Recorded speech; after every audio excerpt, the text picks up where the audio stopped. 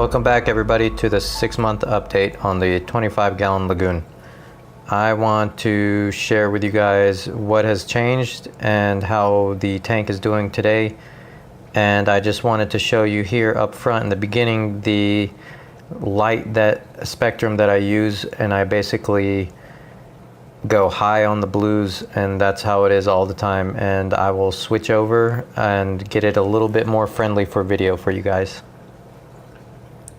So the last video was about the power outage, and the one before that, I believe, was about 2 weeks ago. I was telling you guys that I was going to just disconnect the no-pox dosing completely, and I've done that, and everything has been doing okay and actually better. I did get a nice little, somewhat of a diatom bloom on the sand bed, but that is slowly clearing up. You can see a little bit of dark spots on there, and like I always said, I was expecting that to happen, and it was nothing major. It was pretty much a success. I was a little bit worried, so I threw back a bit of the filtration. If you remember, I was not running anything but the skimmer, and that was it. And I threw back in the RoFOS and the reactor, and I put back the carbon. So everything's going okay. I've been testing, and I did have a little bit of parameter swings, but nothing really major. Things started going back, and I do use Red Sea to test my Red Sea test kits to test my phosphate and my nitrates, because I needed a little bit something better. I don't like HANA checkers.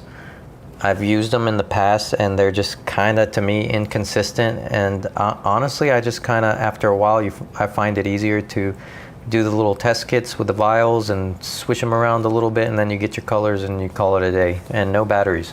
So I've been doing that with the Red Sea test kit to get ultra low readings, because with the no-pox, I was not registering any nitrate or phosphate, like absolutely zero.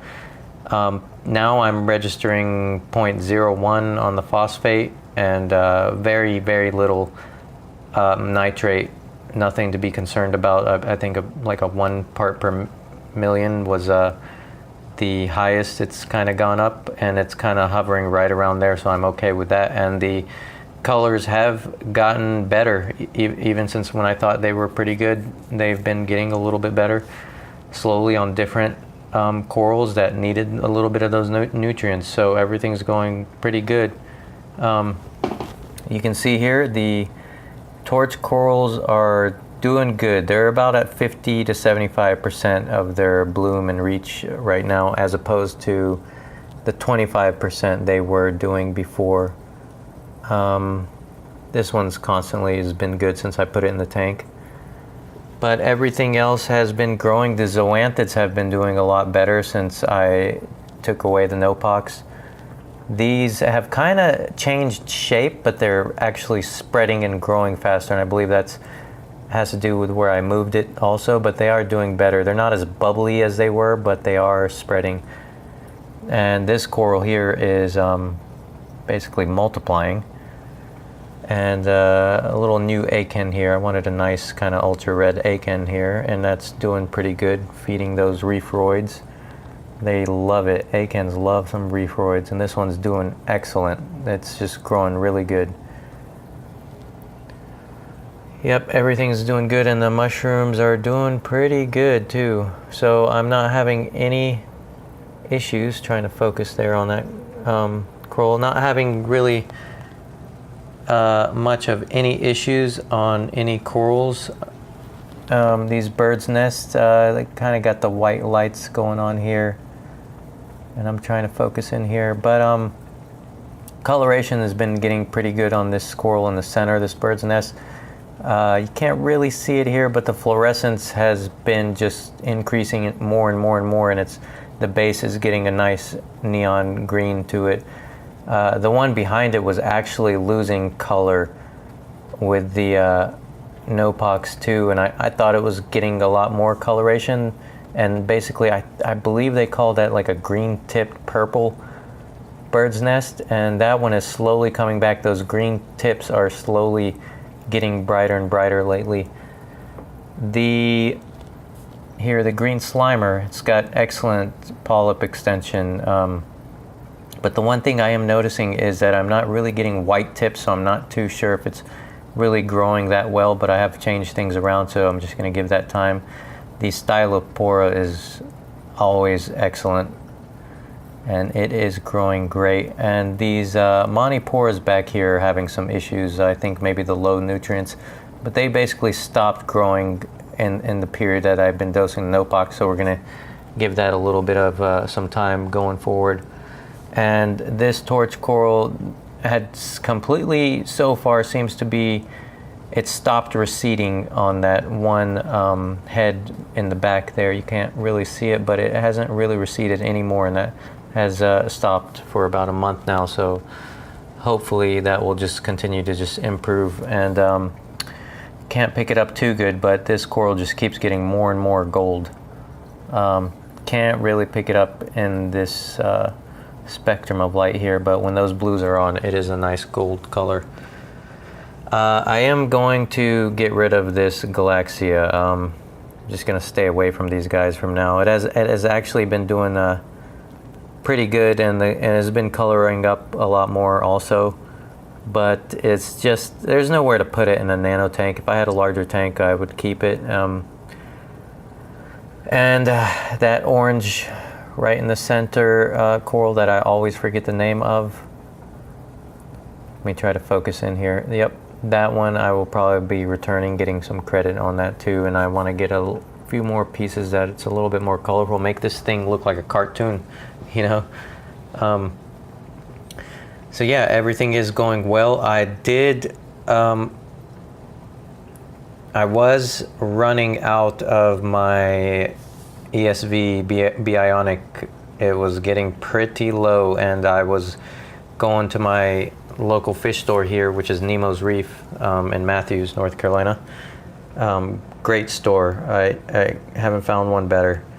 And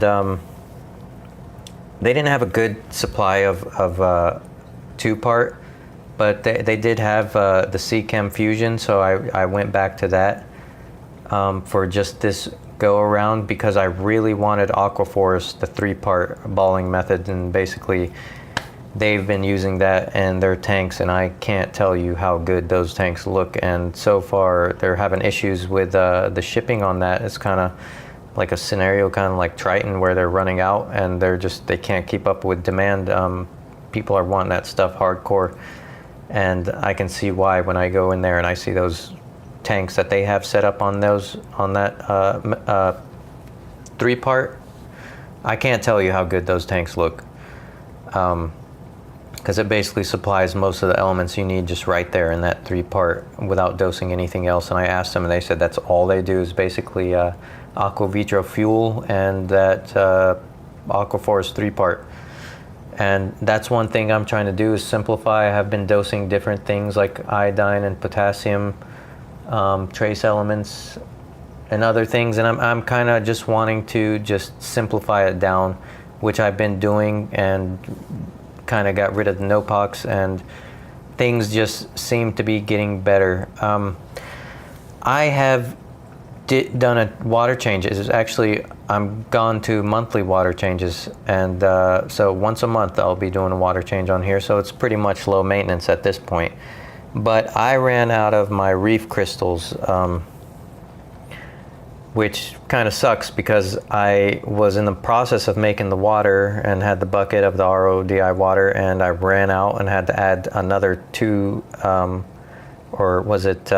another cup and a half of Red Sea Pro Salt, and I hate that stuff, and it jacks up the alkalinity beyond anything I've ever seen. And the water actually, when you start stirring it up, kind of looks like used water.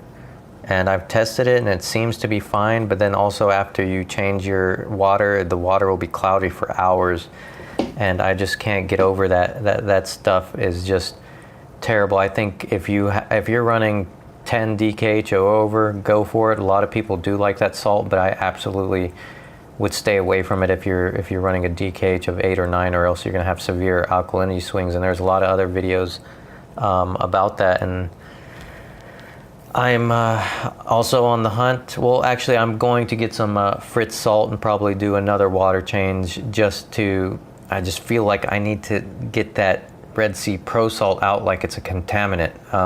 So I'm going to get some Fritz salt and do a water change probably in the next week on that and go back to my monthly water change schedule. But yeah, and I also started bubble scrubbing about a month ago to try to see how it was, and I can tell you my experience with it was actually pretty good. For the first 2 times that I did it, I saw some very good improvement on the coral. Were actually happy in the middle of them not being too happy with the no-pox. But then after about that first week or that first few days of bubble scrubbing, it didn't really seem to be doing that much or having that much of a benefit anymore. Like, it was almost as if the corals slimed off what they needed to slime and shed and got rid of the excess whatever they were doing, and that was it. They had their bath, I guess you'd say, for the month. So I kind of discontinued that, and I'll probably run it for about 2 or 3 days every month and just do it in that sense, because it also does increase evaporation, and a lot of I do have it good where it doesn't really froth or foam up on the top of the water column, but you can still see when you're looking at it with the light that you can see a lot of like steam kind of rising up from the bubble scrubbing in there, and I just don't want it being sucked up into the electronics and the light too much, so I don't want to do that too much. And I also started doing Microbacter 7. So I just wanted to do that just to give a better equilibrium of the biological balance, since I disconnected no-pox, and that seems to be doing good. So overall, everything is doing well, and I believe I am on my way to having good growth on all these corals and coloration. So that's it. Thanks for watching.